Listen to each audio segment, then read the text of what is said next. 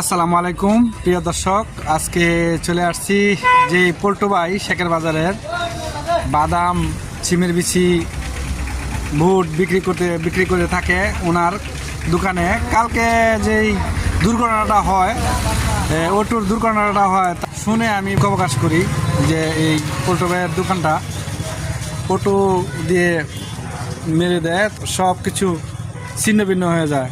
আশা দেখলাম যে না, পল্টু ভাই নাই, পল্টু ভাইয়ের ছেলে আছে। পল্টু ভাইয়ের ছেলের কাছ থেকে শুনবো তারা কতটুকু ক্ষতিগ্রস্ত হয়েছে।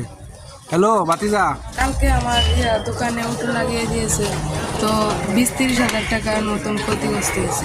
20-30 হাজার টাকা না? যাক, তোমাদের জন্য অনেক দোয়া রইলো। তোমার আব্বা কোথায়? আব্বা মুন্সি বাজার গেছে, একটু দরকার। মুন্সিবাজার না? তোমার আব্বা অনেক ভালো মানুষ। আমি ছোটোবেলার থেকে তোমার আব্বার চিনি, বা আমরা তো ছোটোবেলার থেকেই বড় হয়েছি শেখের বাজার চালাকচর মনোহরদি। তোমার বাড়িতে হাবিজপুর, তো ওই হিসেবে আমি অনেকে ভালোবাসি তোমার বাপেরও। সবাই দোয়া করবেন আমার বাবার জন্য। ইনশাল্লাহ, তো ভালো থাকো। হ্যাঁ।